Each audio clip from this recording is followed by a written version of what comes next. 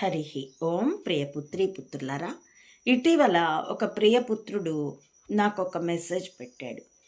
అమ్మ, మీరు కర్మఫలం గురించి వివరిస్తూ ఉంటారు కదా, మరి ఇటీవల చచ్చిపోయిన ఆ డ్రామోజీ కుల మత కులగజ్జిని సమాజంలో నిండా స్ప్రెడ్ చేసినటువంటి వాడు.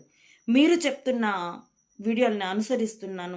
అతడు పెద్ద గూఢచర్య వ్యవస్థని నడిపినవాడు. ఈ చంబా కూటమికి సూత్రకారుడు అయినటువంటి అతడు ఏం కర్మఫలం అనుభవించాడు? హ్యాపీగా చచ్చిపోయాడు కదా వాడి కోటలో,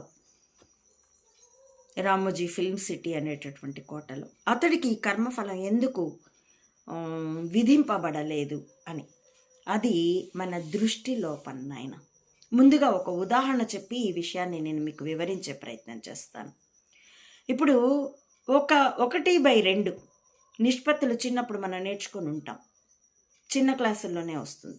1/2 ఈజ్ ఈక్వల్ టు 1,00,000/2,00,000, 1,000/2,000. అంతే కదా, 1000 కొట్టేస్తే అది కూడా 1/2. ఐ రిపీట్, 1/2 అన్నది 1,000/2,000కు సమానం. ఎందుకంటే 2 రూపాయల ఆదాయం ఉండి 1 రూపాయి ఖర్చు ఉంది అన్నవాడిది ఎలాంటి ఆర్థిక జీవితమో, 2,000 రూపాయలు ఆదాయం ఉండి 1,000 ఖర్చు ఉన్నది, వాడికైనా వీడికైనా మిగులు అర్థమే. 1తో పోలిస్తే 1000 ఎక్కువ కావచ్చు, కానీ 2,000తో పోలిస్తే 1000 ఎంతో, 2తో పోలిస్తే 1 కూడా అంతే.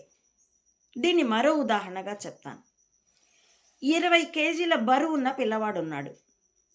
10 కేజీల బరువు మోయాల్సి వచ్చింది. అది వాడికి ఎంత కష్టమో, అలాగే 60 కేజీలు ఉన్నవాడు లేదా 100 కేజీలు ఉన్నవాడు 50 కేజీలు మోయవలసి వస్తే వాడికైనా అంతే కష్టం.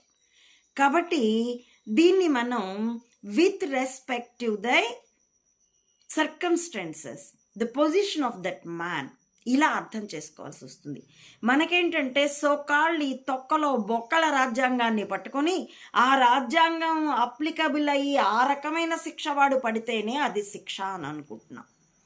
నిజానికి నేను ఇంతకుముందే మీకు చెప్పుకుని ఉన్నానండి, వినియోగదారుల చట్టం ప్రకారం ఎవరో నా ప్రోడక్ట్కి నేను సరిగా సర్వీస్ ఇవ్వలేదు అని నా బ్యాటరీకి ఆ వంక మీద పివి నరసింహారావు 92 చివరిలోనే నన్ను 92 చివరో 93 బిగినింగ్లోనూ నాకు అర్థమైపోయింది